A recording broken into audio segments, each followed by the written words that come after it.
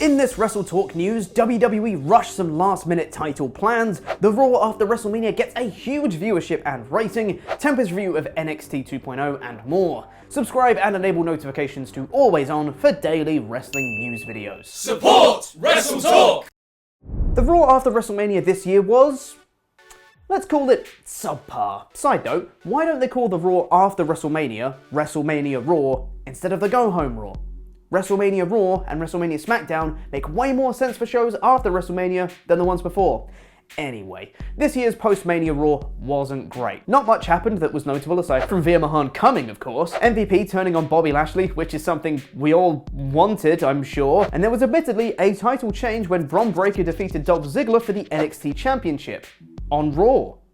Not at Stand and Deliver. Luke and I were doing live reactions for Raw, and when the announcement popped up that it was going to be Breakker vs Ziggler for the NXT title on this show, you can see our visible confusion over the decision. Our theory we came up with was that they wanted Breakker to win the title in front of more eyes, and more people would watch Raw than Stand and Deliver, which makes sense, sort of, but according to Brian Alvarez, this was a last-minute decision, so maybe there wasn't that much thought behind it at all. Speaking on Wrestling Observer Live, Alvarez noted that he'd heard Ziggler was penciled in to have a long title reign with the NXT Championship.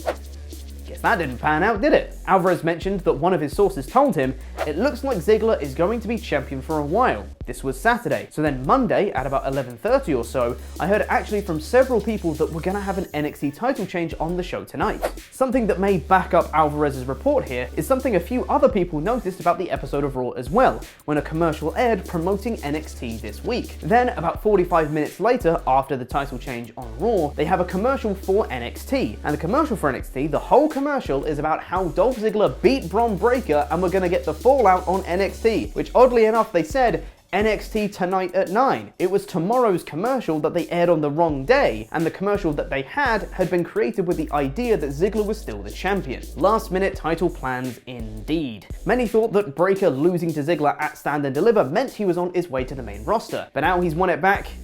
I guess he's not? What do you think's happening? Let us know in the comments. And for that match on Raw, it was produced by NXT's consistent right-hand men, Shawn Michaels and Matt Bloom, who stepped in to produce the match after top WWE producer Pat Buck left the company following WrestleMania. According to Fightful Select, Buck was responsible for producing both Charlotte Flair vs Ronda Rousey and Roman Reigns vs Brock Lesnar matches from this past weekend, and then decided to leave the company to spend more time with his family. Michaels and Bloom producing a Raw match is a rare instance of NXT producers being responsible for a Raw match, though if you're going to have two people do it, Michaels and Bloom are two pretty solid hands. And after the huge wave of momentum that WrestleMania 38 created, it seems a ton more people tuned into the Raw after WrestleMania, which once again should really be called WrestleMania Raw, and that is a hill I will die on. According to Showbuzz Daily, Raw drew an average of 2.101 million viewers, the highest number since the January 4th, 2021 episode, which was Legends Night, lest we forget. And they also drew a big 0.63 rating in the 18 to 49 demographic, which is the highest number since the August 23rd, 2021 episode. The first hour of Raw drew 2.318 million viewers, the highest an hour has drawn since March 16th, 2020, the first Raw without fans in the Performance Center. With such huge numbers, we'll have to see if WWE can keep up the momentum, but also, with Raw being a bit rubbish, maybe those numbers will slide right back. And now it's time for Tempest review of NXT 2.0. You know, in moments like this, all you can do is laugh. What's going on, WrestleTalk friends and fans? Your four-time Quizlemania champion Tempest is back with another review of NXT 2.0. In about 5 minutes, let's see if I can get through this rant in 5 minutes. So this was the first episode of NXT since Stand and Deliver, and well, Stand and Deliver just didn't really matter that much, now did it? This show started with a promo from the new NXT champion Bron Breakker, and why he couldn't win the title at Stand and Deliver, I will never know. He cut a fine enough promo about inducting his family into the Hall of Fame, and then he was interrupted by Walter, who challenged him to a match for the NXT championship, a match that was made for the main event. But then before the segment ended, my new #1 pet peeve happened again, where the Creed brothers came out, and then they cut to commercial right as action started happening. Ever since they cut to commercial right after Brock Lesnar drove a forklift through Roman Reigns' car, I can now no longer give WWE the benefit of the doubt that they'll even go to commercials at the right time. Sure enough, when they came back, Imperium was facing the Creed brothers, and then they made the decision to break up Imperium. Just, why? Why would you do that? Marcel Bartel walked out on Fabian Eichner, who was being double teamed and pinned by the Creed brothers, who were then attacked by Pretty Deadly, the new team that had been revealed as their attackers over from NXT UK. However, these are no longer Lewis Howley and Sam Stoker. No, those names got lost in customs. These are now Elton Prince and Kit Wilson. It's like they found the most vaguely British names possible. If you're judging all this as one big opening segment, I absolutely can't stand that they're going to commercials in the middle of angles now, and I don't understand the decision whatsoever to break up Imperium. This gets a 2 out of 5. The match was fine, but what are we doing here? Next, we had the championship address of the new North American champion, Cameron Grimes. Grimes definitely had a lot of that swagger back, and he was interrupted by Solo Sikoa, who came out and made a friendly challenge for the North American title, resulting in a title match being scheduled for next week. They had a tense handshake, but this got me excited for next week's show. This gets a 3 out of 5. Next up, we had Dexter Lumis with Indy Hartwell taking on Duke Hudson with Persia Pirotta. This was a really short match, which resulted in a double countout, which resulted in the CWC crowd chanting, "That was stupid."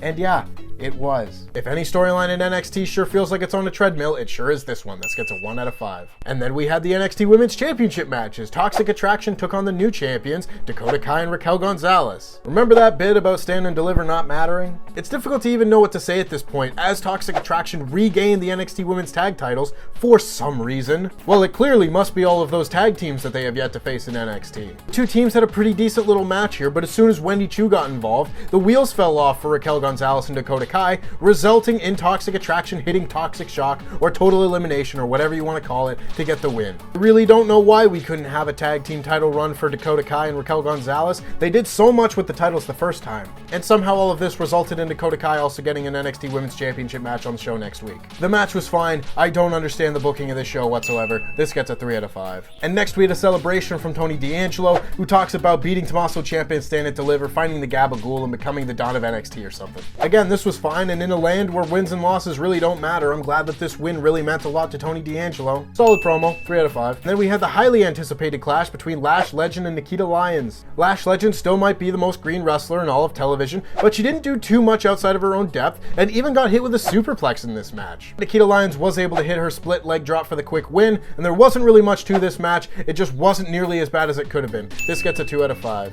And then we had the main event. Braun Breaker defended his newly won NXT Championship against Walter. Keep in mind that NXT TakeOver 36 was only like 8 months ago or something like that. They only just beat Walter for the NXT UK Championship, and here he is now losing clean as a sheet on random ass weekly NXT television. See, it was never about a name change. People like to think it's an overreaction if you get upset when they change Walter to Gunther, but they start changing every little thing about a guy until he's coming out to different music and losing clean on TV. And yeah, sure, it was a good main event match. Walter and Braun Breaker had a good match. I am not shocked whatsoever. But to unnecessarily beat Walter in the main event of a TV show and then immediately throw it to Joe Gacy as the new #1 contender for the NXT title, off. I cannot possibly look at this NXT roster and look at Walter as the one that needs to be fed to the new champion and have Joe Gacy be the one in the running story. That is absolute lunacy. A go off the air angle is supposed to make me excited to tune in the next week, and if this wasn't my job, I would never watch NXT again after this show. I'm going to give the main event a 3 out of 5 as it was still a very good match, but for the love of God, can we not pin Walter on free TV? And they wonder why they can't find any stars. Overall, I wasn't offended by most of the wrestling that took place on this show. This is just one of the worst booked weekly wrestling shows that exist right now. I'm going to give this show a 2 out of 5 just because they made me so much less interested to tune in next week. And that just about wraps it up from me. If you want to hear more about this episode of NXT, make sure you tune into the Mocha 2.0 podcast over on WrestleTalk podcast later on today with SP3 and Sat Niangi. And remember that LIW is fine. Oof, God, I hope that does not come back to bite me on the keister. Right. Oh, I am out of money, and I cannot book my show anymore. Uh-oh. Oh dear, I don't have any money. What do I do now? What do I do? What do I do in this situation? What do I do?